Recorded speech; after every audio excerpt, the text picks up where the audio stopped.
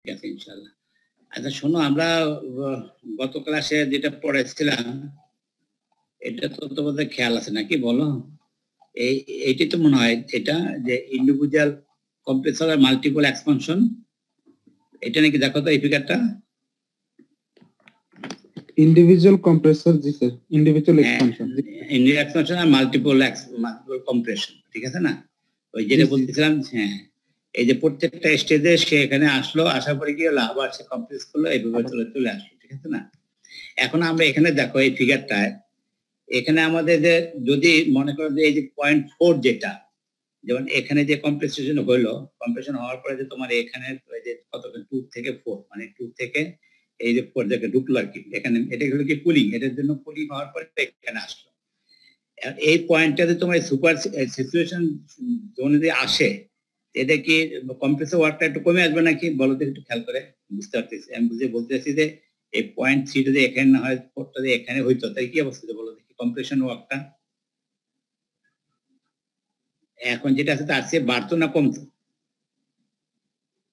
মানে বলতেছি যদি তোমার এখানে 0.4 এখানে আসে, হ্যাঁ ইন্টুবিলিটি কমে আসতো, বুঝে আসছে বলো?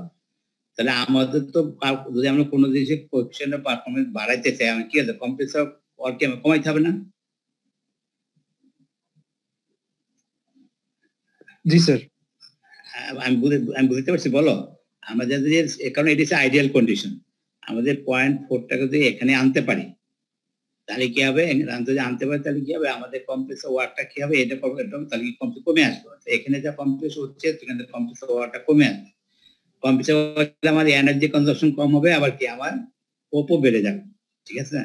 কিন্তু এখানে এই সিস্টেমের কারণে কি সেটা হচ্ছে না। এখন আমরা কোনো একটা সিস্টেম করতে পারি যে পয়েন্টটাকে আমরা এখানে যদি আনতে পারি কুলিং করে, তাহলে কি হবে, আমাদের আলটিমেটলি কম্প্রেসর ওয়ার্কটাকে আমরা আরো কমাই নিয়ে আসতে পারবো, ঠিক আছে বলো? এই জন্য এটা পরে যে জিনিসটা দেওয়া আছে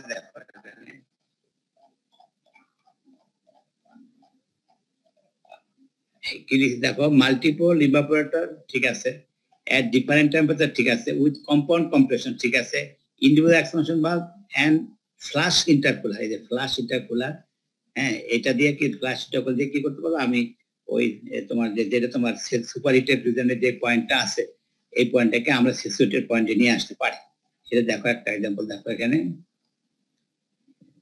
এইটা তোমার যে ফ্লাশ ইন্টারকুলার। দেখো আগের জিনিসটাই দেখো, যে ইন্ডিভিজুয়াল এক্সপানশন ঠিক আছে, এই যে কম্পাউন্ড কম্প্রেশন মানে কি, এটা থেকে এটা যাচ্ছে, এটা থেকে এটা যাচ্ছে, ফাইনালি এখানে কন্ডেন্সার আসছে।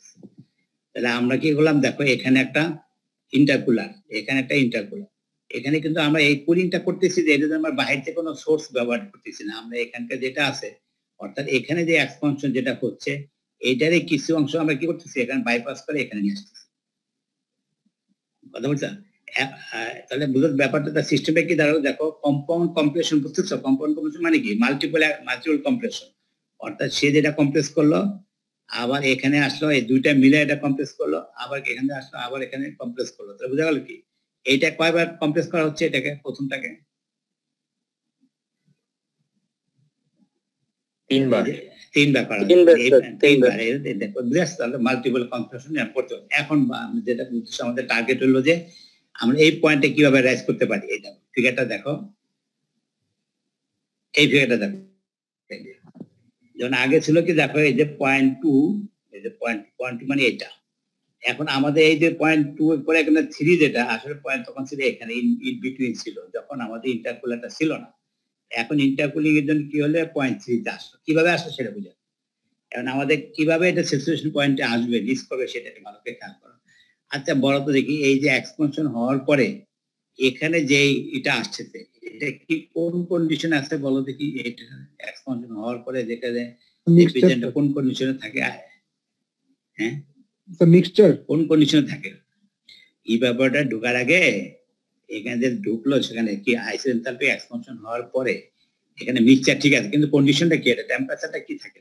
লো টেম্পারেচারে স্যার, লো টেম্পারেচার এবং কি স্যাচুরেশন, মানে আইডিয়াল কাছে স্যাচুরেশন পয়েন্ট, স্যাচুরেশন মানে কি, এখানে টেম্পারেচার রাইজ করবে না ততক্ষণ পর্যন্ত 100% ভ্যাপার না হবে, তাই তো? যখন ইভাপোরেটর যাবে আস্তে আস্তে কি হবে, লিকুইডটা এখন ব্যবহার হইতে হচ্ছে তখন যখন ক্রিটিক্যাল যাবে তখন স্যাচুরেশন হবে। তাহলে আমি একটা এটা এইখানে যে তুমি রেপ্রেজেন্টটা এটা আছে তাহলে এটা কন্ডিশনটা কি? এই কন্ডিশন কি বললো আমি বলতেছি এখানে যে রেপ্রেজেন্ট যেটা আছে এই যে এটা এখান থেকে বাইর করলাম সেটা এর কোন কন্ডিশন আছে বলো দেখি। এখানে যে রেপ্রেজেন্ট আমরা ঢুকাচ্ছি আপ টু দিস এটা কোন কন্ডিশনে থাকে এই যে স্যাচুরেশন মানে কি স্যাচুরেশন পয়েন্টে থাকে কারণটা কি বলো? এখান থেকে রেপ্রেজেন্ট ইভাপোরেটরে ঢুকলো হলে কি তার টেম্পারেচার রাইজ করবে? না, সে তো ল্যাটেন্ট হিট অফ ইভাপোরেশন নিচ্ছে না। হ্যাঁ করতে পারে। হ্যাঁ তা বুঝে আসছে বলো তাহলে তাহলে বোঝা গেল এটা নিশ্চিত আমি বলতে পারি এটা কোন কন্ডিশন আছে বলো। মানে আমাদের স্যাচুরেশন লাইনে যে কন্ডিশন সেই কন্ডিশনের মধ্যে আছে কি এটা মানে কি লিকুইড যেটা আছে এটা স্যাচুরেটেড অবস্থা আছে কিছু ব্যাপার থাকতেছে কিন্তু আমার টেম্পারেচার তো রাইজ করতেছে না স্যাচুরেশন টেম্পারেচার থাকতেছে। তাহলে এই যদি আমি এখানে নিয়ে আসি তাহলে কি হবে বলো এখানে যেটা আসছে হাই টেম্পারেচার এটা মিক্স আপ হয়ে কি হয়ে যাবে মানে এখানে যেটা হলে এটা কি হবে এই টেম্পারেচার তখন হাই টেম্পারেচার যখন এখানে যে লো টেম্পারেচার তখন কি হবে এটাকে স্যাচুরেশন কন্ডিশনে নিয়ে আসবে। তার বলার উদ্দেশ্য যে এখান থেকে আমি কিছু যদি রেপ্রেজেন্ট ব্লিড করে এখানে নিয়ে আসতে পারি সেটা কি আছে এটা থেকে স্যাচুরেশন কন্ডিশন নিচে আসে তাহলে কি এখানে আমি এটাকে অ্যাসিড করতে পারি অর্থাৎ এখানে যদি হাই টেম্পারেচার যেটা ছিল এটা যখন আমি এটা মিক্স আপ করতে এটাকে এটি এসে তাই এই যে পয়েন্ট দেওয়া 2 থেকে এই যে 3 তে কিভাবে আসলো কিসের জন্য ইন্টারকুলিং এখানে এই পয়েন্টে কেন আসলো 8.3 তে কেন আসলো বলো? মানে লিকুইডটা ফেজ চেঞ্জ করতেছে স্টিম হচ্ছে।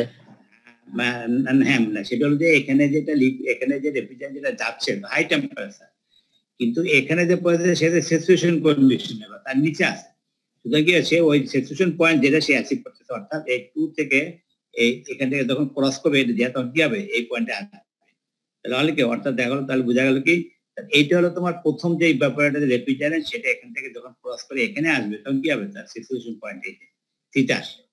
এরপর নেক্সটে আবার আসো পরে যখন আবার এইটা করতে হলে এখান থেকে গেল M2 বলো স্যার এখানে 9 পয়েন্ট থেকে যেই রেফ্রিজারেন্টটা ঢুকতেছে আর 2 থেকে যেটা ঢুকতেছে স্যার স্যার দুইটা তো স্যার প্রেসার সেম না তাহলে মিক্সচারটা কি হবে মানে মিক্স হবে ওরা দুজন মানে দুইটা রেফ্রিজারেন্ট কোনটা মানে 9 পয়েন্ট থেকে যেটা স্যার এই যে F1 এ যেটা ঢুকতেছে ফ্ল্যাশ ইন্টারকুলারে স্যার হ্যাঁ হ্যাঁ হ্যাঁ যেটা কম্প্রেসর থেকে ঢুকতেছে স্যার দুইটা তো স্যার প্রেসার ডিফারেন্ট তাহলে স্যার ওদের মিক্সিংটা হবে কিনা ডিফারেন্ট কিভাবে স্যার একটা তো স্যার এক্সপানশন হয়ে যাচ্ছে স্যার একটা কম্প্রেস হয়ে আসছে এটা তো তোমার এই যে প্রেসার যেটা আছে আমাদের এর আগে বলা ছিল না যে তোমার ডিজাইনটা এইভাবে করা হয় যে এটা ইনলেট এটা আউটলেটের সমান মানে কি এটা যে আউটলেট এটা হবে ইনলেটের সমান।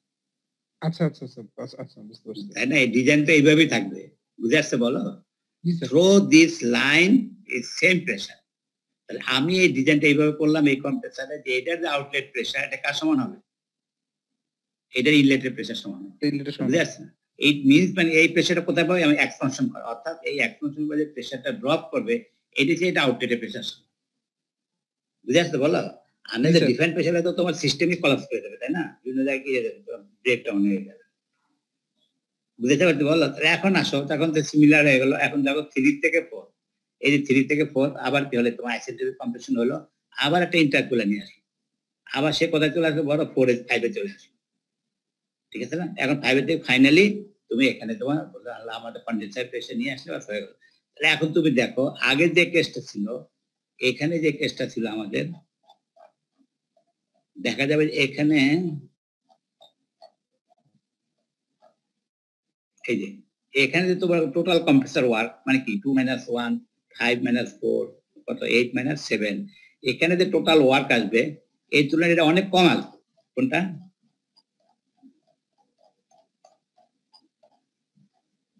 এই ফিজিক্যালি বোঝা যাচ্ছে তাই না দেখো যে টোটাল অ্যামাউন্টটাও কি এই ওয়ার্ক কম এই ওয়ার্ক কম তাহলে এইটা হলো কি তাহলে আমার বলা উদ্দেশ্য একটাই যে অর্থাৎ এটা দেখি আমাদের কম্প্রেসর ওয়ার্ক যদি কমাইতে পারি তাহলে কি হবে আমাদের পরিষ্কার পারফরম্যান্স আমরা বাড়াইতে পারবো ক্লিয়ার হয়েছে বলো ঠিক আছে।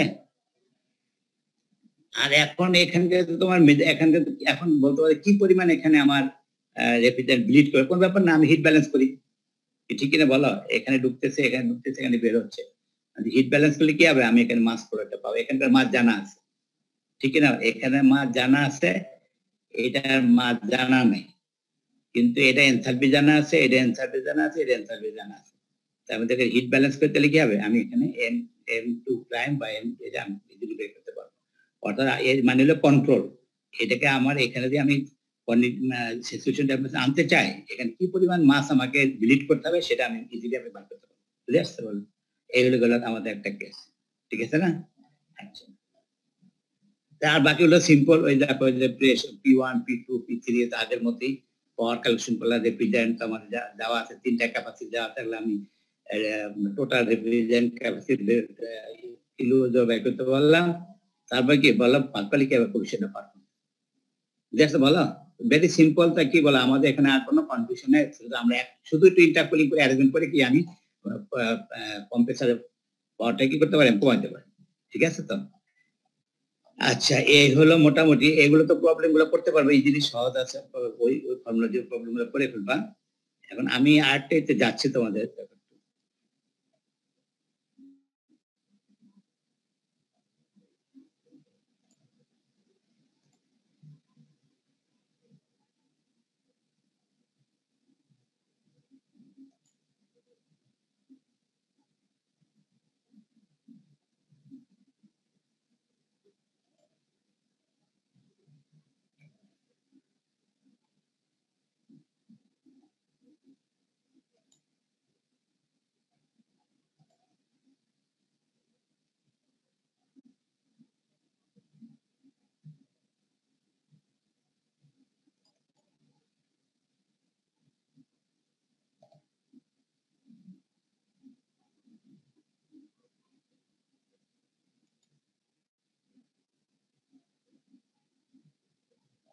দেখো স্লাইডটা দেখা যাচ্ছে?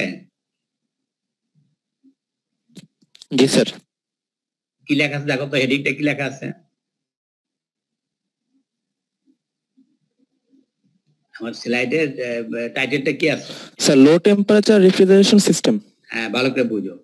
এখানে এখন আসছে আমরা একদম পুরো আমাদের প্র্যাকটিক্যাল ফিল্ডে যেসব আমাদের প্রবলেম গুলো আসবে সেগুলো নিয়ে আমাদের কিছু এখন অ্যানালাইসিস। যদিও আমরা রেফ্রিজারেশনে আমরা জানি যে সবসময় লো টেম্পারেচারে থাকে, তাই না?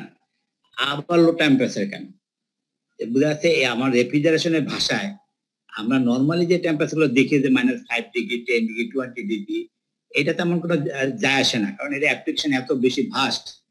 যেমন কতগুলো ক্ষেত্রে দেখা যাচ্ছে, দেখো এখানে লো টেম্পারেচার বলতে বোঝাচ্ছে যে -100 ডিগ্রি সেলসিয়াস থেকে -273 ডিগ্রি সেলসিয়াস, মানে কি কত বলো, কত নিচে? 0 থেকে কত -100 ডিগ্রি সেলসিয়াস। এই রেঞ্জের ভিতরে যেই কি বলো যে সিস্টেমটা কাজ করবে এই রেঞ্জের ভিতরে, অর্থাৎ যে রেফ্রিজারেশন সিস্টেমের ক্যাপাসিটি -100 ডিগ্রি সেলসিয়াস এর নিচে নামাতে পারবে, সেই ধরনের যে তোমার সিস্টেম, এটাকে আমরা লো টেম্পারেচার রেফ্রিজারেশন সিস্টেম বলি। বুঝেছো বলো? কি বলছি বলো? আমরা এতদিন যেগুলো আলোচনা করছি ওইটাকে আমরা যদি ওটা টেম্পারেচার লো করতে পারতেছি, কিন্তু ওইটাকে আমরা লো টেম্পারেচার বলি না, এটা নর্মাল মনে করি, নর্মাল কেস। কিন্তু স্পেশাল কেস যেটা হচ্ছে যে যদি -100 ডিগ্রি থেকে মাইনাস মানে কি একদম 0 ডিগ্রি কেলভিন, তাই না? এটা কত? 0 ডিগ্রি কেলভিন। এই রেঞ্জের ভিতরে যে তোমার অ্যাপ্লিকেশন গুলো হবে সেটাকে আমরা বলি লো টেম্পারেচার রেফ্রিজারেশন সিস্টেম, মনে থাকবে তো? এবং আরেকটা হচ্ছে যে এখানে যে এইটাকে আবার আরেকটা নাম আছে, দেখো এই যে কাইরোজেনিক্স। কাইরোজেনিক্স এটা একটা নাম, এই যে science of low temperature is called cryogenics, ঠিক আছে? এখন কেন দরকার এটা? এই আশারি এসে তোমার এটা কি বলো, এটা হচ্ছে তোমার রেফ্রিজারেশন হ্যান্ডবুক। হ্যাঁ, এটা হচ্ছে American society of heating and refrigerating and এটা পুরো মিনিটে দেখে নিও। এটা একটা হ্যান্ডবুকস, এটা ওয়ার্ল্ড ওয়াইড ইন্টারন্যাশনাল একটা হ্যান্ডবুকস। এবার এটা যুগ ধরে এটা চলতেছে। এটা খুব মানে দুইটা হ্যান্ডবুকস এর মধ্যে এটা একটা। আমার যতদিন ডিজাইন করতে হবে এয়ার কন্ডিশনিং বা রেফ্রিজারেটর সব কিন্তু এই হ্যান্ডবুক থেকে এটা তোমার ডাটাগুলো আমাদের সংগ্রহ করতে হয়। আশারি বলে হ্যান্ডবুক। এখন এই লো টেম্পারেচার আমরা কেন যাবো? অ্যাপ্লিকেশনটা দেখো কি লিখছে, কোল্ড ট্রিটমেন্ট অফ মেটাল। আমরা তো জানি হট ট্রিটমেন্ট কথা জানি, কি বলো? হট মেটাল ট্রিটমেন্ট, আমরা হট মেটাল ট্রিটমেন্ট এটা আমরা জানি, অ্যানিলিং, তাই না? ওগুলো আছে, কার্বোরাইজিং, তাই না? Surface hardening. এখন যদি মনে করো যদি টেম্পারেচার ভেরি করলে যে তোমার স্যার ক্লাস রেকর্ডিংটা মেবি অন করা হয় নাই স্যার, একটু অন করে দেন স্যার।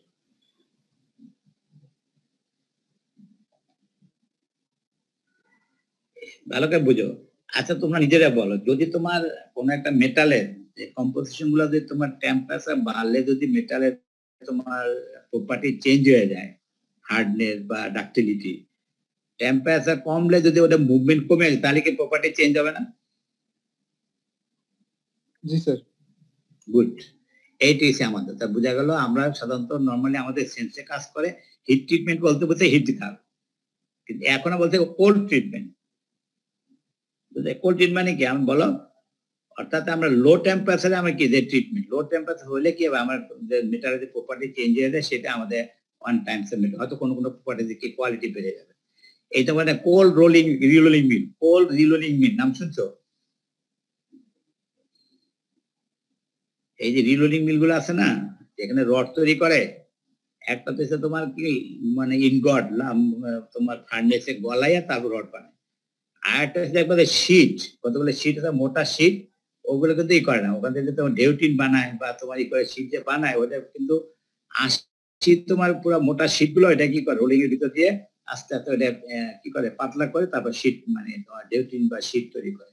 বুঝতে পারিনি, এইটাকে বলে কোল্ড রিরোলিং। একটা কোল্ড আর একটা কি হট। হটটা কি বলো, যেটা আমাদের রড তৈরি করে। আর যে অন্য কোনো দেখবা যে তোমার যে টিন গুলো তৈরি করে ডেউটিন বা তোমার বিভিন্ন তোমার কি কন্টেনার, এগুলো সবই কি কোল্ড ট্রিটমেন্ট। মেটালটা ওইভাবেই তোমার কি র মেটেরিয়াল থাকে। তাহলে আমি বুঝে গেলাম যে কোনো মেটালে যদি আমরা কোনো কোল্ড ট্রিটমেন্ট কোনো অ্যানালাইসিস করতে চাই তাহলে লো টেম্পারেচার নিয়ে আমরা করতে পারবো। এইটা আর একটা দেখো liquefaction and separation of gas. যেমন সে তোমার এয়ার, এয়ার থেকে আমি অক্সিজেন তুমি আলাদা করবা, তখন থেকে আগে এয়ারটাকে কি করতে লিকুইফাই করতে হবে। এই এয়ার যে লিকুইফিকেশন যে টেম্পারেচার, এটা কি একটা মিনিমাম একটা টেম্পারেচার, ওই রেঞ্জে নিয়ে ওই টেম্পারেচার নিয়ে তো এটা লিকুইফাই করতে হবে। তারপরে ওখান থেকে আমি হাইড্রোজেন, অক্সিজেন, নাইট্রোজেন এগুলো আমি সেপারেট করে এটা হলো একটা আমাদের প্রোডাক্ট। একটা হচ্ছে লিকুইফাই এয়ার একটা আমাদের প্রোডাক্ট। এই যে অক্সিজেন প্লান্ট যেটা আছে, অক্সিজেন প্লান্ট যেটা আছে বল বাংলাদেশ অক্সিজেন প্লান্ট বা নল, যত অক্সিজেন প্লান্ট আছে অক্সিজেন তৈরি করে, এটা কিন্তু বেসিক্যালি র মেটেরিয়ালস হচ্ছে এয়ার। এয়ার থেকে অক্সিজেন তৈরি করে কিন্তু ওটা লিকুইফাই করে, এয়ারটা লিকুইফাই করে তারপর সেপারেশন করে। বুঝতে পারছি বলো? তাহলে আমি বলতেছি এটা কি এটা বড় একটা অ্যাপ্লিকেশন আমাদের। আমি বললাম যে কোল্ড রিলোলিং মিল বা এই ধরনের যেটা আছে এটা একটা আমাদের বিশাল একটা ইন্ডাস্ট্রিয়াল সেক্টর। আবার liquefaction and separation of gas এটা আরেকটা সেক্টর, বিশাল একটা সেক্টর। ঠিক আছে বলো, ওই যে এলপিজি, এলএনজি নাম শুনছো ওগুলো? এলপিজি মানে কি লিকুইড পেট্রোলিয়াম গ্যাস, এলএনজি কি বলো লিকুইড ন্যাচারাল গ্যাস। এই যে লিকুইফাই করে এইটা কোথায়? ইট মিনস মানে প্রত্যেকটা এরকম যে নিচে আছে একটা তোমার লিকুইফিকেশন যে টেম্পারেচার যেটা ওই টেম্পারেচার নিয়ে গেলে তখন কি হবে, ওই গ্যাসটা কি লিকুইফাই হয়ে যাবে। বুঝে আসছে বলো? এনভায়রনমেন্টাল টেস্টিং এন্ড প্রসেস, এটা হচ্ছে বিভিন্ন প্রোডাক্ট তৈরি, বিভিন্ন প্রোডাক্ট এনভায়রনমেন্ট যে তৈরি করতে হবে, এরকম লো টেম্পারেচার ইঞ্জিনিয়ার বিভিন্ন কি আমাদের প্রোডাক্ট তৈরি করার জন্য এই ধরুন একটা মেশিন শো, মেশিনের উপরে ওই টেম্পারেচার নিয়ে এসে তখন ওখানে কাজ করা হবে আর কি। এইগুলো আমাদের কি বলো অ্যাপ্লিকেশন। বুঝে আসছে বলো? লো টেম্পারেচার রেফ্রিজারেশন অ্যাপ্লিকেশন গুলো কি বলো? একটা হচ্ছে cold treatment, liquefaction and separation of gas বা আদার্স কম্পোনেন্টস, এনভায়রনমেন্টাল টেস্টিং গুলো করার জন্য এটা আমাদের দরকার। এটা বিশাল বিশাল একটা ফিল্ড। বুঝে আসছে বলো রেফ্রিজারেশন। এখন প্রশ্ন আছে যেটা যে আমরা দেখছি যে যত তোমার টেম্পারেচার যদি আমরা লোতে আনতে চাই আমরা কি করতে হবে বলো? কম্প্রেশনের সে কি করতে আমাদের, এই যে আমরা এতদিনে পড়াইছি, যদি লো টেম্পারেচার যেতে চাই আমাকে কি করতে হবে আমাকে বলো? কোন জিনিসটাকে আমাকে করতে হবে? কম্প্রেশন রেশিও কি করতে হবে বলো? কম্প্রেশন কি করতে হবে? বাড়াইতে হবে। বুঝতে পারিনি কম্প্রেশন রেশিও, কারণ এক্সপানশন ভালভের এগেইনস্টে কম্প্রেশন রেশিও যেটা মানে কি প্রেসার রেশিও, যত হাই প্রেসার থেকে লো প্রেসার হবে তত টেম্পারেচার তত লো হবে। আমি বুঝাইতে পারছি বলো? জি স্যার। ক্লিয়ার এই কথাটা? আমরা যে কম্প্রেসারে কাজ কি ছিল বলো? ওই যে এই যে কম্প্রেসারে করতেছে, এই যে কম্প্রেসার করলে কি হবে, প্রেসার যে রাইজ করে যায়, এরপর আমরা লিকুইড করি, যখন এক্সপানশন ভালভে দেখি যদি যত হাই প্রেসার থেকে তোমার লো প্রেসার যাবে তো কি হবে, টেম্পারেচার তত লোতে যাবে। তাহলে আমাদের -100 ডিগ্রি সেলসিয়াস আমরা নিতে যাই, তাহলে আমাদের কম্প্রেসর রেশিও অনেক হাই করতে হবে না? বুঝে আসছে বলো? যদি হাই করতে হয় তাহলে কি কম্প্রেসর সাইজ কিরকম হবে, অনেক বড় করতে হবে না? বুঝতে পারিনি। আমার কথা বুঝছো? জি স্যার। যদি আমি টেম্পারেচার যত লোড, তাহলে আমাদের কম্প্রেশন ক্যাপাসিটি, যত ক্যাপাসিটি বাড়াবো তত কি হবে? তত এর সাইজ বড় হবে, লার্জ সাইজ।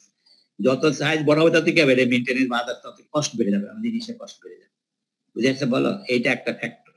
এটা কিভাবে পরবর্তী আমরা যাবো, এটা কিভাবে ওভারকাম করা যায় আমরা দেখবো। প্রথম কিন্তু ইনিশিয়ালি বোঝা যাচ্ছে যে যত আমি লো টেম্পারেচার যাবো, আমার কম্প্রেসার রেশিও বাড়াইতে হবে, তাহলে কি আমার কম্প্রেসার সাইজ অনেক বড়, লার্জ সাইজ হয়ে যাবে। এইটা একটা। এখন বলো, কম্প্রেসার যদি রেশিও বাড়ে তাহলে কোএফিসিয়েন্ট অফ পারফরম্যান্স বাড়বে না কমবে? কমবে, কাজ বেশি কমবে, হলে। যেহেতু কাজ বেশি হয়েছে, কম্প্রেসার তো আমার এনার্জি কনজাম্পশন বেশি হয়ে যাচ্ছে। বুঝতে পারছো? বলো, এটা একটা লিমিটেশন আছে, কিন্তু আমাদের প্রয়োজনের ক্ষেত্রে এটুকু আমরা অনেক সময় আমরা কাজ শেষ করবো।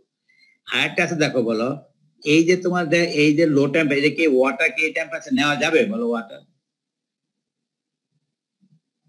নেওয়া যাবে না, আইস হয়ে যাবে। বুঝে আসছে? বলো, তাহলে সুতরাং এর স্পেশাল কিছু রেফ্রিজারেন্ট আছে যেটাকে এই রেঞ্জে তোমার কি বয়লিং টেম্পারেচার, যে টেম্পারেচার বা কন্ডিশন টেম্পারেচার এই রেঞ্জের মধ্যে থাকবে। বয়লিং টেম্পারেচার যেখানে হিট অ্যাবজর্ব করবে। হিট করবে কোথায়? বলো, ইভাপোরেটরের ভিতরে। সুতরাং এই বয়লিং টেম্পারেচারে কি, অর্থাৎ এই লো টেম্পারেচারে সে বয়েল করবে।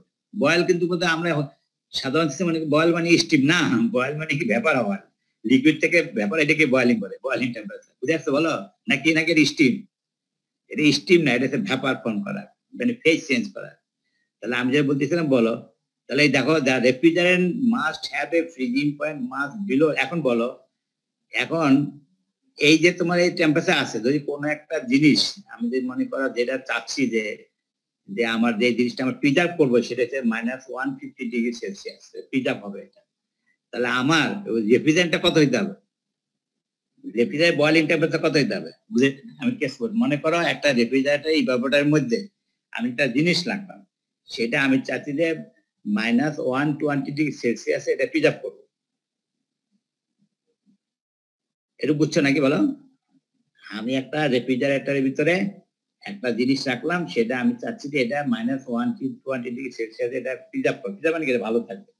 তো ওইটার ভিতর যে রেফ্রিজারেন্ট যেটা ফলো করবে, ওর টেম্পারেচার কত হইতে হবে? বয়লিং টেম্পারেচার নিচে হতে হবে। আর বেশি হতে হবে না? আমি তো বুঝাইতে পারি, অর্থাৎ যে তাকে ঠান্ডা করবে সেটা আরো লো টেম্পারেচার হইতে হবে না? জি স্যার। বুঝছো তো? এইটা এক কথা আমাদের ক্রাইসিস, কারণ এগুলো খুব এই ধরনের রেফ্রিজারেন্ট এগুলো খুব অ্যাভেলেবল না এবং কস্টলি হয়, এটা বড় কথা। এইটা একটা বললো। এরপর আসো যেটা বলতেছিলাম, ওই যে প্রেশার রেশিও, যেটা আরেকটা ওই যে কোপ কমে আসবে, ঠিক আছে তো? আর ওটা বড় যদি হয় তাহলে এটা মেনটেনেন্স বেড়ে যাবে, ঠিক আছে তো? এখন বলতেছে এটা যে আমরা যদি এখানে যে সিঙ্গেল কম্প্রেসার ব্যবহার না করে মাল্টি কম্প্রেসার ইউজ করি, তাহলে কি আর বলো, এটা আরো কিছু আমাদের ইকোনমাইজ করা যাবে না? বুঝতে পারিনি। আমরা বুঝতে যে একটা সিঙ্গেল কম্প্রেসার ব্যবহার করি, তাহলে কি হবে? এটা কি হবে বলো? অনেক সাইজ বড় হয়ে যাবে, তারপর তো কি হবে, টেম্পারেচার রাইজ করে যাবে, অনেকদের প্রবলেম রাইজ করবে। কিন্তু আমি যদি মাল্টি স্টেজ করি, তাহলে সুবিধা কি বলো? কম্প্রেসারটা কমে যায়, মধ্যে আবার ইন্টারকুলিং করতে পারবো, কোন দিকে আবার ইন্টারকুলিং করতে পারবো। কিন্তু যদি সিঙ্গেল কম্প্রেসার, তাহলে কি ইন্টারকুলিং করার সুযোগ থাকে না। এই যে বলতে ওই যে আমাদের ক্রাইসিস যেটা ছিল, যে একটা সিঙ্গেল কম্প্রেসার আমরা ব্যবহার করবো, তাহলে কি বড় ধরনের তাহলে ইকোনমিক হবে না, তাহলে বিকল্প কি করতে বলো, আমাদের মাল্টি স্টেজ কম্প্রেসার ইউজ করবে। তো ওই জন্য বলে এই সিস্টেমটাকে বলে ক্যাসকেড সিস্টেম। ক্যাসকেড মানে multi stage system, cascade system বলে। তাহলে এখন আমরা মোটামুটি আমরা কনক্লুশন এটা দাঁড়াইলাম যে আমাদের তো যে পারপাস নিড ওটা তো করতেই হবে, এখানে কোনো বিকল্প নাই। আমি যদি লিকুইফিকেশন করে যদি আমার সেপারেশন করতে চাই, হাইড্রোজেন, অক্সিজেন, নাইট্রোজেন, আমাকে এই ফেসিলিটিস করতে হবে। তাহলে এখন একটা সলিউশন বাই করছি কি, যদি আমি সিঙ্গেল কম্প্রেসর না মাল্টি কম্প্রেসর ব্যবহার করি, তাহলে আমাদের যদি এটা ইজিয়েস্ট হবে, আমাদেরকে আরেকটি ইকোনমিক হবে। বুঝতে পারছি? বলো। আচ্ছা, এখন আসো, এইটা একটা ইম্পর্টেন্ট জিনিস, দেখো তো ভালো করে খেয়াল করে দেখো এই চার্টটা। এটা দেখো কিছু রেপ্রেজেন্টের নাম দেওয়া আছে, এগুলো সবই তোমাদের নোন। দেখো এই যে মিথেন, অক্সিজেন, এয়ার, নাইট্রোজেন, নিয়ন, হাইড্রোজেন, হিলিয়াম, অ্যামোনিয়া, আর এগুলো সব হাইড্রোকার্বন। কয়েকটা হাইড্রোকার্বন আছে, ইথেন, সব হাইড্রোকার্বন, তাই না? মিথেন গ্রুপ আর ইথেন গ্রুপ। এখন দেখো তো কিছু এটা কোড নাম্বার, রেপ্রেজেন্ট কোড, এগুলো আমরা পরে অ্যানালাইসিস করবো, কিভাবে কোড নাম্বার গুলো আসে সেটা আমরা দেখাবো, অসুবিধা নেই। এই দেখো বয়লিং টেম্পারেচার, দেখতেছো বয়লিং টেম্পারেচার, দেখো তো কি লিখছে বলো। বয়লিং টেম্পারেচার আমরা কনসিডার দেখো, বয়লিং টেম্পারেচার দেখো সবচেয়ে লোয়েস্ট কতক্ষণ দেখো, সবচেয়ে লোয়েস্ট টেম্পারেচার কার? Helium sir. এই বুঝছো তো, এই যে হিলিয়াম। এখন যদি মনে করো যে হিলিয়ামকে যদি তুমি লিকুইড করতে চাও কি হবে বলো? এটা তো রেফ্রিজারেন্ট। ইট মিনস মানে যদি আমার ওই যে -273 ডিগ্রি সেলসিয়াস, যে হ্যাঁ সেলসিয়াসে যেটা বা এর আকাশে যে কোনো অ্যাবসলিউট জোনে যাওয়া যায় অ্যাবসলিউট জিরোতে ততই থাকবে না। না, তখন তো আসলে পারো তাড়াতাড়ি থাকবে না তো, ওটা ওই যে ওর মানে ওর প্রপার্টিস ঠিক থাকবে না, ব্রেকডাউন হয়ে যাবে, অন্য কিছু কিছু হয়ে যাবে। বুঝে আসছে বলো? ওই লিকুইড আর গ্যাস ফর্মে থাকবে না, বুঝছো তো? আচ্ছা শোনো, এখন আমি যেটা বলতেছিলাম বুঝে আসছে বলো? এখন তো হয়েছে তো এই যে এটা একটা কেন দেখাচ্ছি বলো? এই যে তুমি যে রেফ্রিজারেন্টের চয়েস করবা কোন একটা সিস্টেমের জন্য, তোমার কি খেয়াল রাখতে হবে বলো দেখি? Boiling temperature.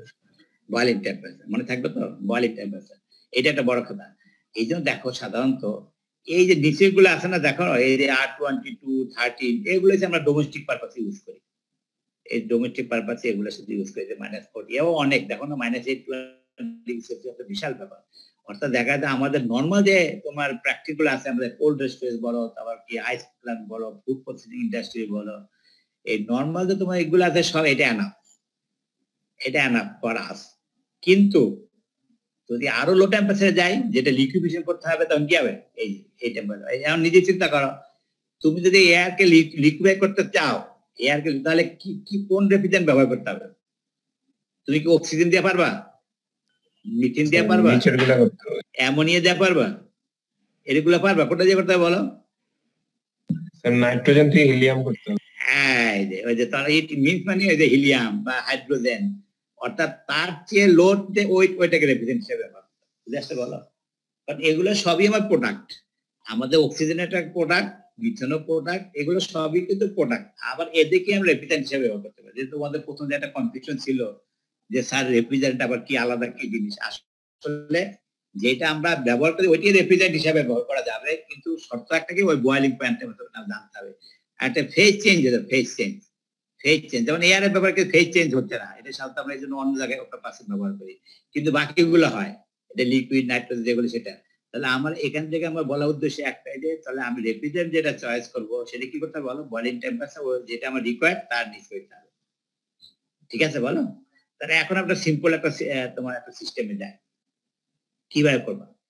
যেমন এইটা একটা ক্যাসকেড সিস্টেম, এটা একটা ক্যাসকেড নাম দিচ্ছে আর কি। সে কিভাবে তোমার হয়, আমাদের কিন্তু আগে বেসিক যেগুলো আলোচনা করছি এগুলি কিন্তু এখানে বারবার আসতেছে, এখন আমাদের মানে কি ইউজেবল ফর্মে আসছে, ইউজেবল ফর্মে। ক্যাসকেডটা কি বলতে দেখো ভালো করে খেয়াল করো, এই টোটাল সিস্টেমের আমাদের এইটা হচ্ছে কন্ডেন্সার, এইটা হচ্ছে ইভাপোরেটর, এইটা হচ্ছে আমাদের আউটপুট। কি বলো? এটা হচ্ছে আউটপুট, যেটা হচ্ছে যেখানে আমার হিট অ্যাবজর্ব করে সেটা আউটপুট। আর টোটাল সিস্টেম এখন এখানে দেখো দুইটা কম্পিউটার ইউজ করছি। কি করছি? আমি দুইটা কম্পিউটার ইউজ করছি। এখন আমরা জানি কম্প্রেসর করে কন্ডেনসার, তারপরে এক্সপানশন ভালভ, তারপরে কি হবে আবার এখানে কি একটা হিট এক্সচেঞ্জার বা এখানে হচ্ছে এটা।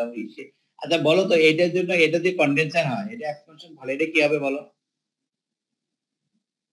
মানে এই সিস্টেমের জন্য এই যে ইভাপোরেটর স্যার। আবার দেখো তো এটার জন্য, এটার জন্য কন্ডেন্সার স্যার। হ্যাঁ, তাহলে মজা। এখন আমার বাস্তব মানে ব্যাপারটা কি দাঁড়ায়? একটার কন্ডেন্সার আর একটার ইভাপোরেটর। না, এটা আমার বেনিফিটটা কি? কিভাবে বেনিফিটটা আমি বুঝতে পারবো? আমার টার্গেটটা কি? স্যার হিট অ্যাবজর্ব করা। না, টার্গেট হলো আমাদের লো টেম্পারেচারে, মানে অনেক লো টেম্পারেচার যাওয়ার জন্য আমাদের টার্গেট নাকি? মানে আগের সিস্টেম আমাদের ঠিক ছিল, এখন আমরা কেন আসছি এখানে? এই যে মাল্টিপল কম্প্রেশন করে আমাদের উদ্দেশ্য কি আমাদের? যে আমাদের লো টেম্পারেচারে যাওয়া, লো টেম্পারেচার তাহলে কম্প্রেশন রেশিও বাড়ানো, লো টেম্পারেচার যাওয়া। আমি কি করলাম দেখো, এখানে প্রথম স্টেজ যেটা হলো, সে কি হলো বলো? সে যদি মানে ইভাপোরেটর তাহলে কি লো টেম্পারেচার না? টেম্পারেচার যদি ইভাপোরেটর কন্ডেন্সার, আর এটা হচ্ছে কি? এটা হচ্ছে কন্ডেন্সার, এটা হচ্ছে কন্ডেন্সার টেম্পারেচার হাই না ইভাপোরেটর টেম্পারেচার হাই? কন্ডেন্সার। তাহলে অর্থাৎ এখানে high pressure high temperature condenser হয়ে গেল, আর এখানে কি এক্সপানশন হবে লো টেম্পারেচার। তাহলে এখানে মধ্যে কি দাঁড়াবে বলো? কি করে? সে হিট গেইন করবে, হিট কি করবে? লস করবে, মানে সে ঠান্ডা হবে আর সে কি গরম হবে নাকি বলো? তাহলে এখন কি হলো ব্যাপারটা, এটা কেন করলাম আমি? অর্থাৎ নর্মালি যদি তুমি কন্ডেন্সারকে কুলিং করতে চাও ওয়াটার দিয়া, সেটা তো বেশি দূর যাইতে পারবে না, বুঝতে পারতেছি না। তুমি যে এই আমার উদ্দেশ্য কি বলে, এক্সপানশনের আগে যদি আমি এটাকে কুলিং করতে পারি তাহলে কি হবে, আমার টেম্পারেচার আর লো টেম্পারেচার নিয়ে দিতে পারবো। কিন্তু এখন কথা হচ্ছে আমি যে কুলিং মিডিয়াটা কি হবে, কুলিং মিডিয়া আমি কি নর্মাল এয়ার দিয়েও করতে পারি, ওয়াটার ঠান্ডা পানি দিয়েও করতে পারি, বা অন্য কিছু করতে পারি। ঠান্ডা পানি দিয়ে আমি কতটুকু যেতে পারবো, বেশি দূর যেতে পারবো না, অর্থাৎ 0 ডিগ্রি তো যেতে পারবো না। কারণটা কি? স্যার রেফ্রিজারেন্ট গ্যাসটা দিয়েই আবার কুলিং করতেছি সেকেন্ড স্টেজে। হ্যাঁ, কেন? আমি তো এটা ওয়াটার দিয়ে কুলিং করতে পারতাম। স্যার ওয়াটার দিয়ে বেশি Water দূর তো 0 নিচে নামবে না। এনার্জিও সেভ হচ্ছে। হ্যাঁ, এ মানে কি, করা যাচ্ছে। এখানে যদি ওয়াটার তাহলে 0 ডিগ্রি বা 4 ডিগ্রি, আর এখানে কত মাইনাস কত 15 ডিগ্রি, মাইনাস 60 ডিগ্রি পর্যন্ত কি আমি এটাকে লো টেম্পারেচার আরো ঠান্ডা হয়ে যাবে। ঠান্ডা হয়ে গেলে তখন আমার কি হবে, একসঙ্গে আরো লো টেম্পারেচার চলে যাবে। ওটার উদ্দেশ্য কি, অর্থাৎ আমাদের টার্গেট হয়েছে এইটা পারফরমেন্সকে বাড়ানো। এটা পারফরমেন্স উদ্দেশ্য কি, ফ্লো না, মেইন হচ্ছে তোমার টেম্পারেচার, লো টেম্পারেচার নিয়ে যাও। এখন যে মানে চিন্তা করো, এখানে যদি আরেকটা লাগাও, বুঝতে পারি না। অর্থাৎ এইটাকে আবার এটাকে আবার তুমি কি করে, এটাকে যদি তুমি হিট এক্সচেঞ্জার বানায় যে আরেকটা লাগাও, তাহলে কি হবে, আরো টেম্পারেচার যাবে না? বুঝতে পারিনি। স্যার যদি আমি আরেকটা স্টেজ করি এখানে, যেমন আমি কি করি, এইটা হচ্ছে কি এটার সাপোর্টিং, আমার মেইন টার্গেট এইটা। এখন এইটা কন্ডেন্সার কি করলাম আমি, এটার সাথে এখন লো টেম্পারেচার, সে ধরো এখানে এইটা যে টেম্পারেচার সেটা -15 ডিগ্রি সেলসিয়াস, এই প্রসেস করার পর এটা যখন -30 ডিগ্রি সেলসিয়াস হয়ে গেল। এখন যদি আমি এটাকে আবার একটা হিট এক্সচেঞ্জার ইউজ করি, তার পরে যে ব্যাপারটা যেটা পাবো সেটা টেম্পারেচার আরো ফল করবে না? জি স্যার।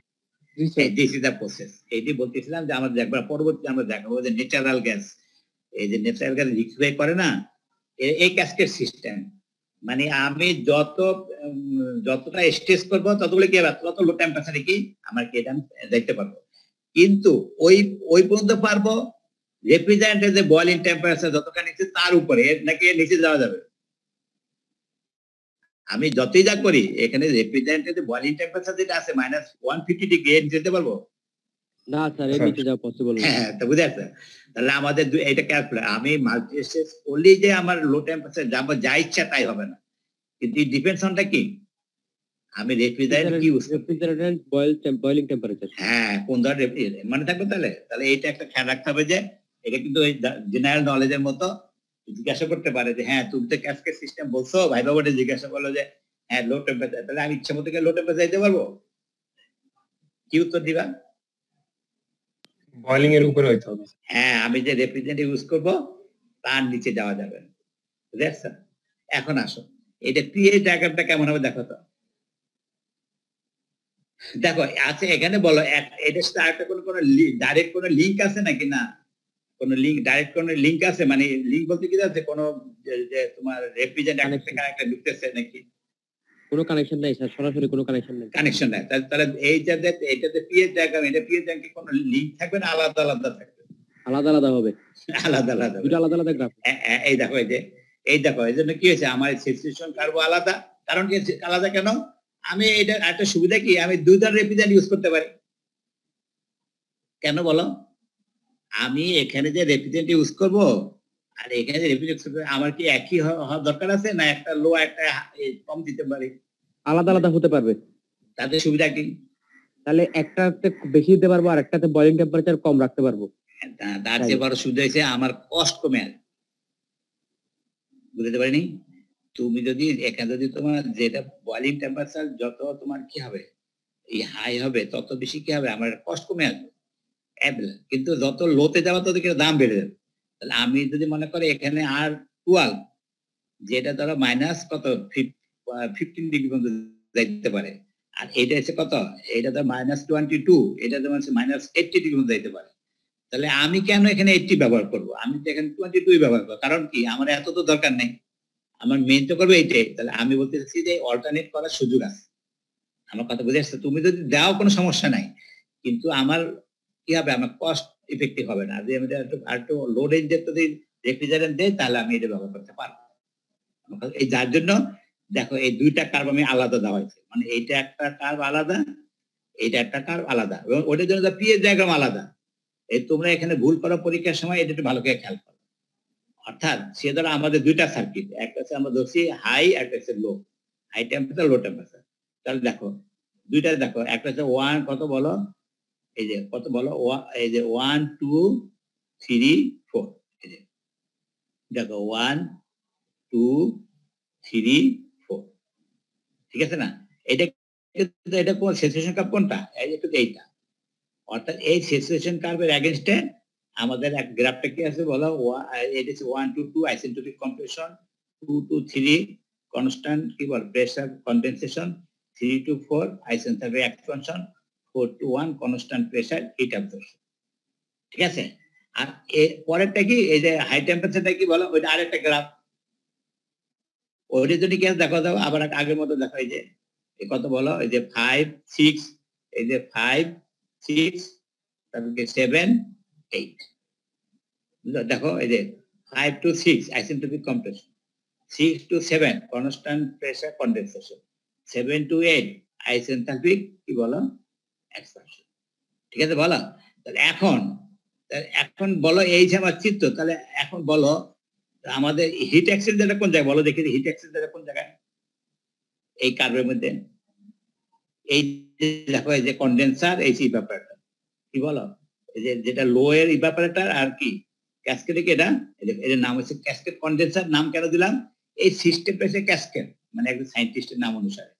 তাহলে অর্থাৎ এই যে এইটা হচ্ছে কি এই কনডেন্সার, যেটা এটা হচ্ছে ক্যাসকেড কনডেন্সার, এর হচ্ছে ইভাপোরেটর, এটা আমার আউটপুট। আর এইটা হচ্ছে কি, এইটার জন্য কি হবে বলো, এটা হচ্ছে কনডেন্সার, এটা হচ্ছে ইভাপোরেটর। তার আলটিমেট হিট এক্সচেঞ্জটা হচ্ছে এখানে, এই যে কনডেন্সার ইভাপোরেটর, বুঝতে বলো? তাহলে এই রে, তাহলে এখানে যদিও আমার পিএইচটা এখন যদি এরকম, কিন্তু ক্যালকুলেশন সম্পূর্ণ আলাদা। একটা সুবিধা আছে কি, তো এর যে কোনো ওই কথা, বাকি হিট এক্সচেঞ্জারে আমি হিট ব্যালেন্স করে কোনো ডাটা না থাকলে সেটা আমি বের করতে পারবো। আর বাকি এটা মাস ফ্লো রেট আলাদা, এটা মাস ফ্লো রেট আলাদা, এটা এনথালপি আলাদা, সবগুলো এনথালপি আলাদা, মাস ফ্লো রেট আলাদা। আমি বুঝতে পারি যেহেতু সেপারেট কার্ভ, সেপারেট ডাটা, শুধু এখানে হিট এক্সচেঞ্জের জন্য যেটা আমার দরকার সেটা আমার পাবে, হিট এক্সচেঞ্জের জন্য যেটা সেটাই তোমাদের। আমার কথা বুঝতে বলো? এখন দেখো এই দেখো, এটা বলছিলাম, দেখো এই যে হিট ব্যালেন্স, হিট ব্যালেন্স কোনটা বলো, তুমি নিজেই বলতে পারো এখানে হিট ব্যালেন্স কেন বলো দেখি। অর্থাৎ কি কিভাবে বলো, এখানে যে হিট, এখানে হিট, এর মানে কি? অর্থাৎ বলো M1 যদি আমার M1 কি বলো H5 minus H9 ইকুয়ালি কি হবে বলো, M2 কি বলো H2 minus H3, বুঝতে পারিনি। এখানে হিট ব্যালেন্সটা কেমন হবে? এখানে ধরো, এখানে সুবিধা হবে তোমাদের, নিজেরাই বলো, তোমরা পাবো এখানে হিট ব্যালেন্স কেমন বলো দেখি, বলো এখানে এই যে হিট ব্যালেন্সটা কেমন হবে বলো, M1 into H3 minus H2 good equal to M2 into H8 minus H5. H5 minus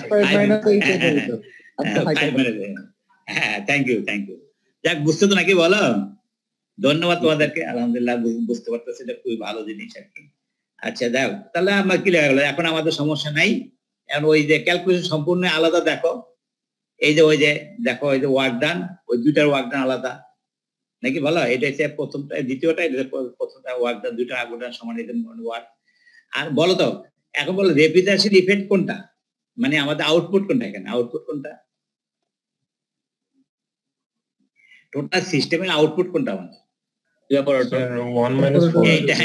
এই যে 1 minus 4, বাট গুড। আর এটা কি বলো, এটা হচ্ছে আমার ইনপুট, এটা ইনপুট, এই দুটা যোগফল, আর এটা ভাই এই দুটো থেকে আমার কোএফিশিয়েন্টটা পাবো নাকি বলো। এগুলো আমার দেখার বিষয় দরকার, যেটা আমাদের রিকমেন্ডস না হয়, আমাদের টোটাল সিস্টেমের আউটপুট এটা, আর সেইটি এখানে করা আছে। এই দেখো এই যে ওয়ার্ক ডান আর রেফ্রিজারেশন ইফেক্ট, ওই যে এই দেওয়া আছে, এই বাসে, ঠিক আছে। আবার একটা ভালো করে খেয়াল, তোমাদের মনে রাখো এটা সবসময়, যে অনেক সময় কিউ যদি নাও দেওয়া থাকে তাহলে কিন্তু আমি এনথালপি থেকে বের করতে পারবো, বুঝতে পারিনি। এই যে হিট ক্যাপাসিটি বলা আছে, এটা যদি আমরা নাও থাকে কোএফিশিয়েন্ট অফ পারফরম্যান্সের জন্য কিন্তু টোটাল হিট ক্যাপাসিটি দরকার নাই, আমি কি রেফ্রিজারেশন ইফেক্ট জানা থাকলে হয়ে যাবে, কথা বুঝলেন? রেফ্রিজারেশন ইফেক্ট জানা থাকে, হবে। কিন্তু এটা হচ্ছে total capacity total work done আমাদের লাগবে, টোটাল ওয়ার্ক ডান এখানে লাগবে। আর যে পার কেজি হইতো তাহলে এইটাও থাকতো না, এইটাও থাকতো না, কি হতো H2 - H1 plus H5 - H6, আর এখানে কি হবে ওই যে কত বলে, আর এটা কি হবে বলে 1 - 4 H1 1 - 4 বুঝে আসতে বলো রিপ্রেজেন্টেটিভ। এটাকে তোমরা অনেক সময় ডাটাটা খেয়াল রাখবা যে আমাদের সবসময় ক্যাপাসিটি না দিলে আমাদের কোনো সমস্যা নেই, বুঝে আসতে বলো, ঠিক আছে নাকি বলো? আর পরেরটা কি জানো ক্যালকুলেশনটা কেন এটা কিলোয়াট কিভাবে হলো? এটা তো ওয়ার্ক per second নিচ্ছে স্যার। নিয়ে আসা তা থ্যাংক ইউ, বুঝেছো? আচ্ছা কেন এটা হলো মোটামুটি এটা একটা তোমার এই যে তোমার ওই যে ক্যাসকেড সিস্টেম একটা প্রোটোটাইপ আমাদের রেফ্রিজারেশন সিস্টেম। কারণ এটা সাইজটা নির্ভর করে তোমার কতগুলো স্টেজ তুমি করবা, যত স্টেজ করবা ততগুলো সাইজ বাড়তে থাকবে, ঠিক আছে? আচ্ছা ওই তো হলো একটা ছোট প্রবলেম, এটা করতে পারবা।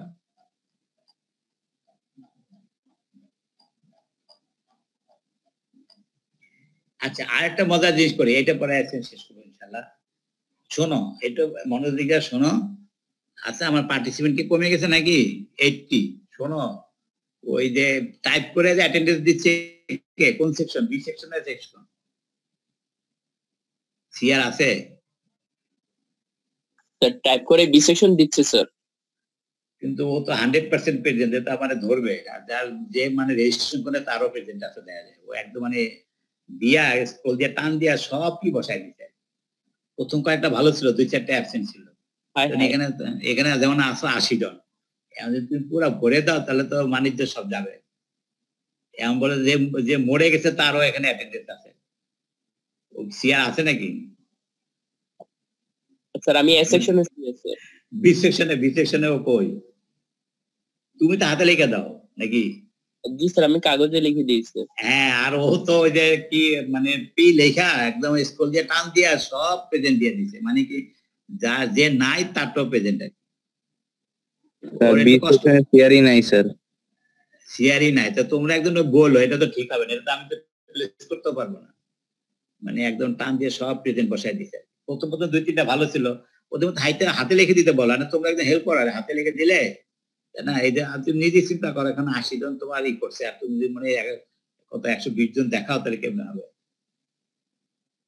ঠিক আছে না? আর যদি কারো না হাতে সে এন্ট্রি করে থাকলো না সমস্যা নাই, ওই যে বলে ক্লাস অ্যাটেন্ড করে অ্যাটেন্ড দিয়ে আবার চলে যায় পিছন দরজা দিয়ে, সমস্যা নাই। কিন্তু এখানে তোমার এই লিঙ্কই করে নাই, সেও যদি অ্যাটেন্ড থাকে তো কেমন হবে? মানে মানুষ বলবে যে ও সে পথ থেকে বেড়াইতেছে আর ওইদিকে অ্যাটেন্ডেন্স হয়ে গেছে, এটা তো মানুষ বলবে, ঠিক আছে না? একটু বলে দিও আর কি। আর শোনো এটা একটা ভেরি ইম্পর্টেন্ট জিনিস, দেখো ভালো করে খেয়াল করে দেখো ফিগারটা, যদিও বেশ তোমাদের কাছে কনফিউশন মনে হলো, এটা খুবই বুঝলে তখন সহজ হয়ে যাবে। নামটাই দেখো, solid carbon dioxide or dry ice. এই নাম শুনছো কখনো, ড্রাই আইস? জি স্যার শুনছি স্যার। কি বলো এটা? কার্বন মানুষ সাধারণ বলে সলিড ফর্মে এটা ড্রাই আইস, ঠিক আছে না? তো ওখানে একটা ভালো করে খেয়াল করে দেখো যে আমাদের নরমালি যেটা এতদিন আমরা পড়ে আসছি আমরা জানছি, সেটা শুধু আমরা লিকুইড থেকে ভ্যাপার ফেজ স্যাচুরেশন কার্ভ, যেটা তো মলিয়ার চার্ট বলো যত আমরা দেখি সবই কি আমরা লিকুইড ফেজ আর কি ভ্যাপার ফেজ, তাই না? লিকুইড থেকে আর কিন্তু সলিডের সাথে আমাদের ডাইরেক্টলি যে তোমার লিকুইড আর এর কোনো অ্যানালাইসিস আমরা সাধারণত করি নাই, ফ্লুইড মেকানিক্সে নাও হিট ট্রান্সফার হোক বা কোথাও নাই, কিন্তু রেফ্রিজারেশনে এসে আমরা দেখতেছি এটা একটা ভালো একটা অ্যাপ্লিকেশন আছে। সেটা কি, এটা দেখো ভালো করে তুমি এটা আগে বুঝে তো এটা সহজ হবে, এটা আমি পরে আসতেছি, এটা আর সহজ হবে। অর্থাৎ ইট মিনস মানে দেখো এই কার্ভটা আমরা এতদিন যেটা অ্যানালাইসিস করছি শুধু এইটা নিয়ে, দেখো এই যে আমার যে এইটা একটা মাউসটা আছে না, এই পর্যন্ত হচ্ছে আমাদের অ্যানালাইসিস, এই পর্যন্ত এইটা স্যাচুরেশন কার্ভ, বুঝছো তো? এটা স্যাচুরেশন কার্ভ। তাহলে দেখো এই যে প্রেসার যেটা আছে, আর এটা হচ্ছে তোমার লিকুইড প্লাস ভ্যাপার, এটা হচ্ছে ভ্যাপার, বুঝছো তো? আমরা যত ডায়াগ্রাম এগুলো ড্র করছি টিএস বা পিএস ডায়াগ্রাম যাই ড্র করি, কিন্তু আমাদের এতদিন অ্যানালাইসিস ছিল এটা নিয়ে, লিকুইড প্লাস ভ্যাপার এটা নিয়ে। এখন দেখো একটা ট্রিপল পয়েন্ট, একটা লাইন ট্রিপল পয়েন্ট, এটা যে একটা কি বলে একটা জাংশন, এখানে লিকুইড ভ্যাপার সলিড তিনটা জাংশন, এটাকে ট্রিপল পয়েন্ট বলে, ট্রিপল পয়েন্ট। আর একটা ইন্টারেস্টিং দেখো এই যে কার্ভটা আছে নিচে যেটা কার্ভ যেটা আছে এইটা কিন্তু এটা সলিড ফেজ, এটা সলিড, আর এটা হচ্ছে solid plus vapour, solid plus vapour, এটা হচ্ছে ভ্যাপার। এর মানে কি, অর্থাৎ এখান থেকে তুমি যদি এখানে ক্রস করো, মানে কি এখানে যদি টেম্পারেচার এখানে চলে আসে এই প্রেসারের নিচে, তাহলে কি হবে, এটা সরাসরি সলিড থেকে কি হয়ে যাবে, ভ্যাপার। আচ্ছা, কেউ একটা এক্সাম্পল দিতে পারে এই ধরনের কোনো মেটেরিয়াল? ন্যাপথালিন হয় স্যার। থ্যাংক ইউ, ন্যাপথালিন, ঠিক আছে না? এরকম আরো অনেক কিছু আছে, ন্যাপথালিনটা বড় এক্সাম্পল, যেটা সলিড থেকে সরাসরি ভ্যাপার হয়ে যায়। বুঝেছো বলো?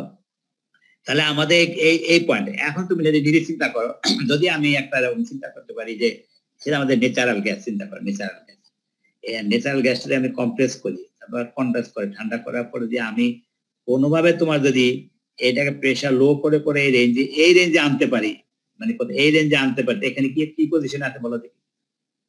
বুঝতে পারিনি। এখানে তো কম্প্রেস করলো, এখানে কি হয়ে গেলো, সে লিকুইড হলো। হ্যাঁ, এখন যদি এখানে আসলে, এখানে আসার পরে এখানে কোন পজিশন, যদি এই পজিশনে থাকে তাহলে কি হবে বলে, এখানে লিকুইড প্লাস ভ্যাপার, নাকি বল, লিকুইড প্লাস ভ্যাপার। আর এই পজিশনে আসলে কি হবে,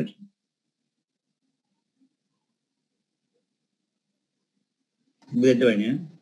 আবার দেখো এই যে লাইন যেটা আছে 5.1 বার যে লাইন, এখানে একটা লাইন আছে, এই পাশে একদম সলিড, এই পাশে solid plus vapour, solid plus vapour, এটা হচ্ছে লিকুইড, এটা হচ্ছে লিকুইড প্লাস ভ্যাপার, এটা হচ্ছে ভ্যাপার।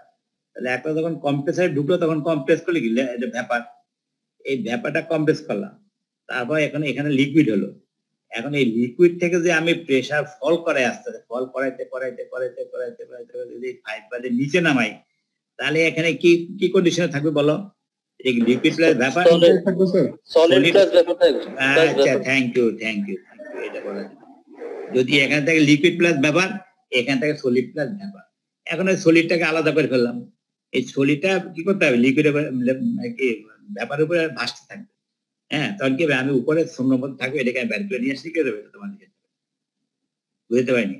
এই সলিডটাকে তো কি হবে, এটা সলিড মানে কি একটা ফর্ম হচ্ছে, কারণ আমরা যদি মিক্সচার হয়, এই মিক্সচার থেকে আমি সলিডটাকে আস্তে করে বাইরে করে ফেললাম, বাইরে করে ফেললে কি হবে, ওই ভ্যাপার যেটা আছে সে কি আবার তার পজিশন, যেমন আগে লিকুইডটা আমরা সেপারেট করছি যেভাবে, ঠিক আমরা সলিডটাকে সেপারেট করে নিয়ে আসলে কি হবে, আর ব্যাপারটা চলে গেল, আবার তার পজিশন চলে গেল, সে আবার ইট মিনস মানে আমি যখনই 1 কেজি তোমার কার্বন ডাইঅক্সাইডকে সেদিন তুমি কম্প্রেস করলা, লিকুইড করলা, এক্সপান্ড করে, এখানে কিছু তোমার কি হবে, কিছু তোমার ভ্যাপার হবে, কিছু লিকুইড, কিছু সলিড হবে, আর বাকি ভ্যাপার থাকে। কতটুকু সলিড হবে এটা বলা আছে, এই ফ্র্যাকশন, এই চার্ট আছে তাই না আমাদের কোয়ালিটি, যেমন আগে ছিল ভ্যাপার প্লাস কি লিকুইড, কিন্তু আগে প্লাস ভ্যাপার প্লাস, এখন কি থাকবে, solid plus vapour, solid plus vapour. তাহলে আমরা সলিডটা বের করলে কি হবে, আর কি আবার ভ্যাপারটা তারপর প্রেসারে এর নিচে নামানো যাবে না?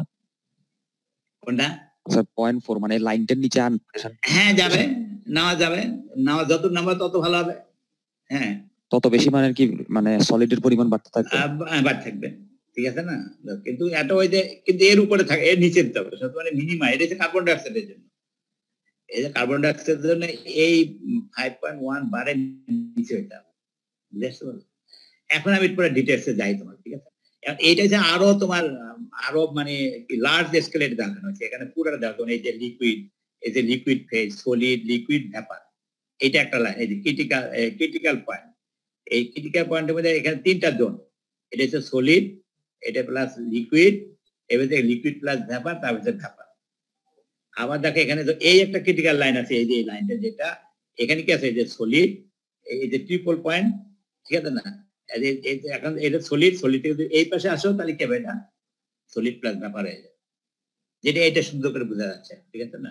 এটা একটা জেনারেল কার্ভ সবকিছুর জন্য, আর এটা কি তোমার কার্বন ডাইঅক্সাইডের জন্য, এই কার্বন ডাইঅক্সাইডের জন্য এটা, ঠিক আছে? এখন আমি ভালো করে বুঝো এটা কিভাবে প্রোডাকশন হয় সেটা বলি, তাই না? এখন আমরা এর মধ্যে যাবো কেন, এই সলিড কার্বন ডাইঅক্সাইড আমাদের কেন আমরা দরকার, খালি খালি ঝামেলা। কার্বন ডাইঅক্সাইড একটা তো বুঝো, কার্বন ডাইঅক্সাইড কি একটা কি, কার্বন ডাইঅক্সাইড আমাদের প্রোডাকশন হয়, এটা কি বলো, এটা একটা পলিউশন না?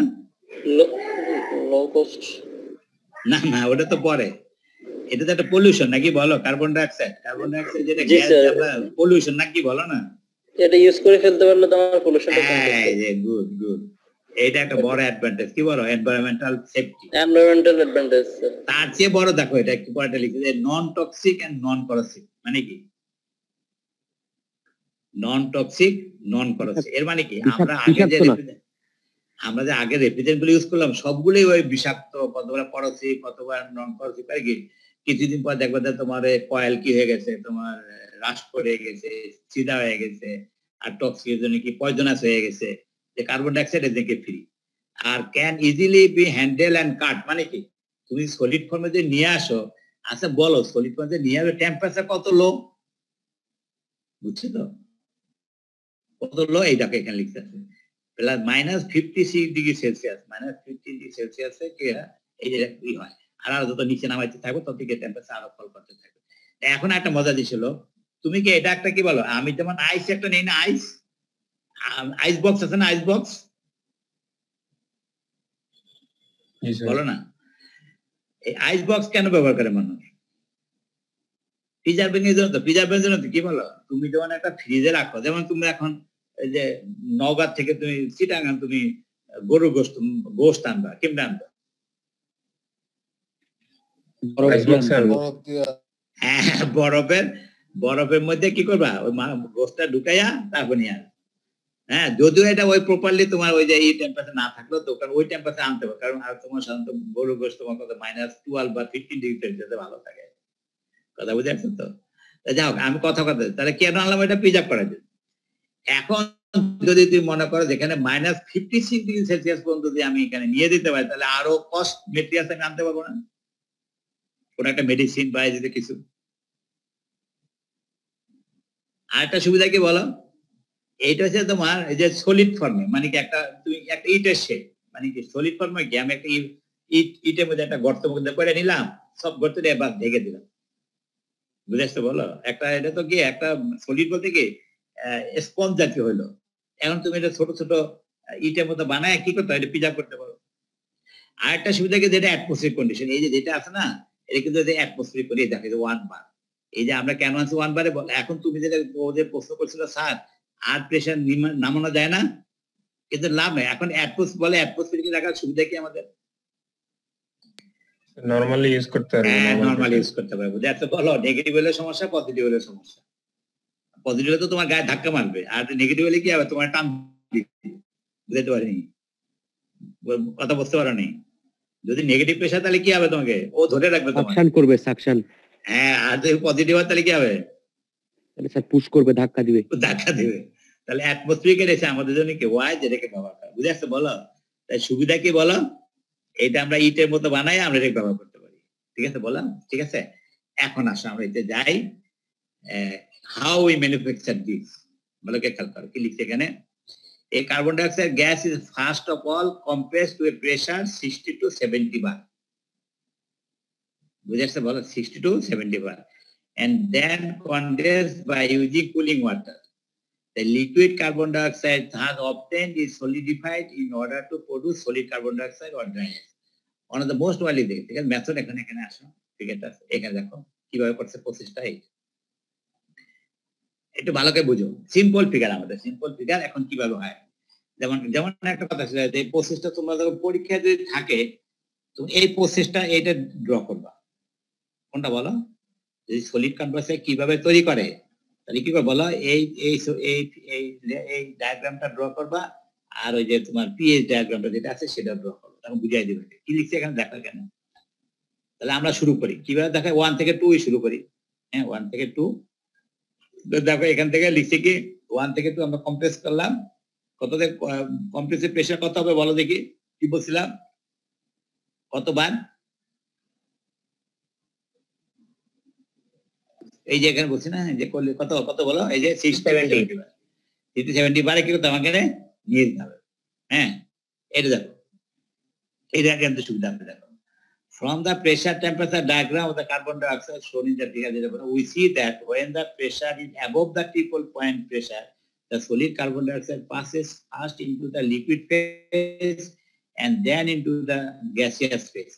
But when the pressure is below the triple point pressure, the solid phase sublimates directly into the gaseous phase at atmospheric pressure or the 1 bar. the solid carbon dioxide sublimates to gas at a temperature -78. তত -78 degree সেলসিয়াসে তোমার নাম তখন কি হবে solid. এখন আরেকটা জিনিস আছে, আরেকটা নতুন জিনিস আমরা জানলাম। আমরা এতদিন যেটা জানি latent heat of fusion, latent heat of vaporisation. এই যে ল্যাটেন্ট হিট অফ ফিউশন মানে কি, এটা গলনাঙ্ক, এটা কি বাষ্পাঙ্ক যেটা বলে ল্যাটেন্ট হিট অফ ভ্যাপোরেশন। এই যে আমাদের নয়। আর নতুন একটা জিনিস পেলাম কি ল্যাটেন্ট হিট অফ সাবলিমেশন। এর মানে কি?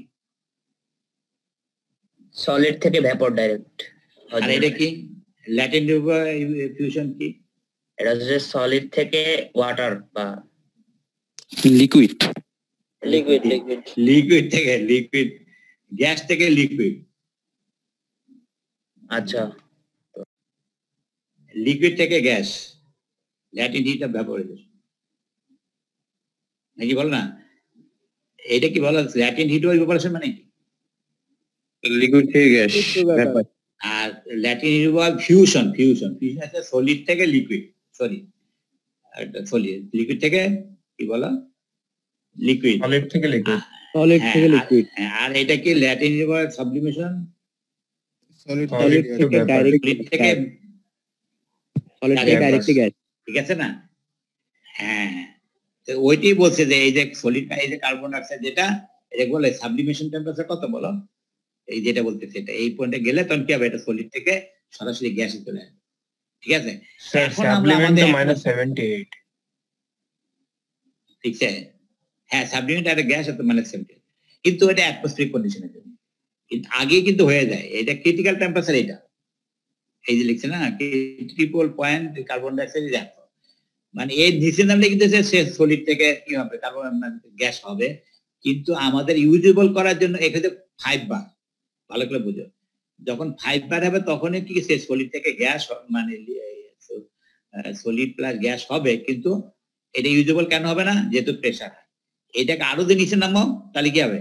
এই যে 1 বার, এই 1 বারে যেটা হবে এইটি আমাদের ইউজেবল, কারণ তখন আমি হ্যান্ডেলিং করতে পারবো। অর্থাৎ ক্রিটিক্যাল পয়েন্টের নিচে যেটা সেটা হচ্ছে আমাদের, এটি হচ্ছে আমার সাবলিমেশন। আরো যত নিচে, এটা স্বাভাবিক কথা। তুমি যদি মনে করো যে একটা ওয়াটার 4 ডিগ্রি সেলসিয়াসে তোমার আইস ফর্ম করে, যদি -20 ডিগ্রি হয় তাহলে আইস ফর্ম করবে না? यस স্যার, করবে স্যার। এবার টেম্পারেচার কি ফল করবে না? জি স্যার। এই তো ঠিক আছে, বুঝে আসতে বলো না? এটি তাহলে এখন যেটা হচ্ছে ক্রিটিক্যাল টেম্পারেচার, বুঝে আসতে বলো। অর্থাৎ আমার বলা উদ্দেশ্য যে কোন হাই প্রেসার থেকে ওই যে 70 বা 80 থেকে যখন আমি এই প্রেসার নিয়ে আসবো তখনই সে ক্রিটিক্যাল পয়েন্ট ক্রস করবে। মানে এটা, এই যে যখন এখানে আসে, এই যে এইটা হচ্ছে ক্রিটিক্যাল পয়েন্ট, এই যে 5 বার।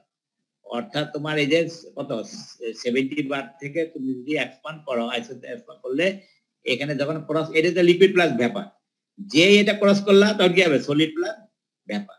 এইটা হচ্ছে তোমার কি ক্রিটিক্যাল প্রেসার। হ্যাঁ, আর এটাকে করসপন্ডিং টেম্পারেচার, ক্রিটিক্যাল টেম্পারেচার। এই ক্রিটিক্যাল টেম্পারেচার এই যে আমাদের 56 কত, এই যে সিডি সেলসিয়াস, এই যে টেম্পারেচার লাইন যেটা, এটা কত? Critical temperature. এখন আমি এখানে কেন আনলাম?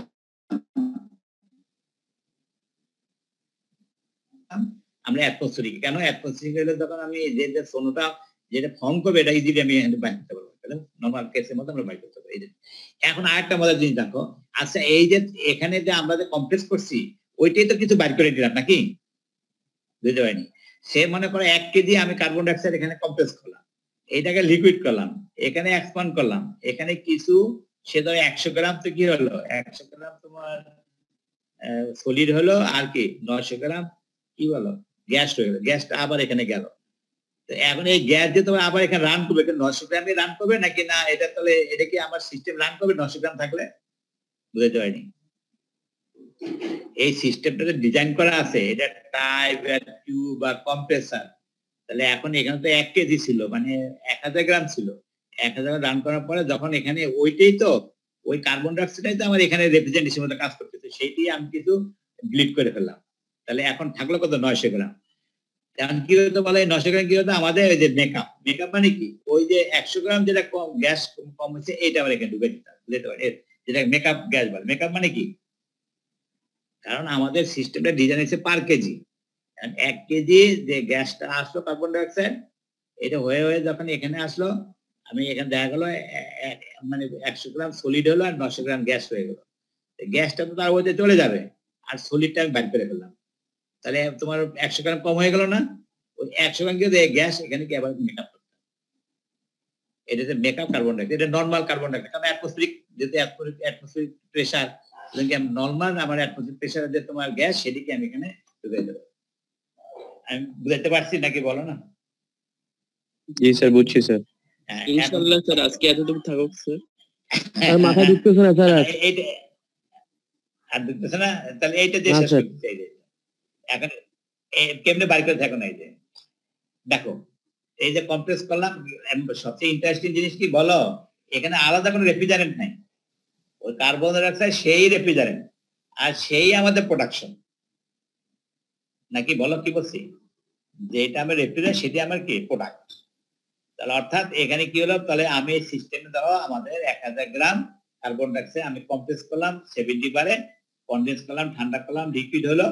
এরপর আমি এখানে এই এক্সপোর্টের সবচেয়ে মারাত্মক যেটা কত বলো, ওই যে কত 70 বার থেকে কোথায় 1 বারে চলে আসে। এই যে 1 বার, এই যে দেখো, এই যে 1 বার, 1 বার কি হলো, এখানে সলিড প্লাস কি হয়ে গেল ভ্যাপার। সলিডটা বের করে নিয়ে আসলাম আমি দিয়া, আর ব্যাপারটা কি তোমার এখানে চলে গেল। এখন তো 100 গ্রাম শর্ট ছিল, সেটা আবার আমরা কি আবার কার্বন ডাই অক্সাইড আমি এখানে সিলিন্ডার থেকে আবার 100 গ্রাম কার্বন ডাই অক্সাইড যোগ করার পরে আবার সে ওই 1 কেজি রান করলো। ঠিক আছে বলো, তাহলে আমাদের আউটপুট কোনটা বলো? আউটপুট কি এখানে? No chamber. 5 নাম্বারটা স্যার। ওই যে 100 গ্রাম carbon die oxide, solid carbon die oxide, এটা আমার আউটপুট। এই যে নাম যে শূন্য চেম্বার কেন বলছে, ওইটা একটা ভাসতে থাকে তোমার গ্যাসের উপর, নাকি মানে স্পঞ্জের মতো ভাসতে থাকে, তখন দেখে তোমার আস্তে করে উঠাই নিয়ে দিতে হবে। স্যার সিঙ্গেল এক্সপানশন ভালভ কে এত বড় মানে প্রেসার রেশিও করতে কাজ করতে পারে? অবশ্যই পারবে না, কেন পারবে না। নাকি মাল্টি স্টেজ ইউজ করা যায়? না না না না, দরকার নেই, দরকার নেই, এখানে এনাফ। এমনি করা যাবে, আরো ভালোভাবে করা যাবে, কিন্তু করা যাবে, একটা সমস্যা। ওই যে বললাম না, ওইটা দরকার, ওইটা না, ওইটা দরকার হচ্ছে আমার এইটা, মাল্টি স্টেজ, এই যে মাল্টি স্টেজ কমপ্লেক্স এখানে আমাদের এক্সপানশন ভালভ কোনো প্রবলেম হয় না, এক্সপানশন পাওয়া যায়। ঠিক আছে, তাহলে থ্যাংক ইউ। আমরা পরে একটা নেক্সট ক্লাসে এটা একটা প্রবলেম করে দিব, তাহলে আমাদের তোমার আরো মজা লাগবে যে কিভাবে আমরা কার্বন ডাই অক্সাইড তৈরি করে দিই। একটা এক্সাম্পল তোমার দেখাই দেই, আমাদের হয়ে যাবে।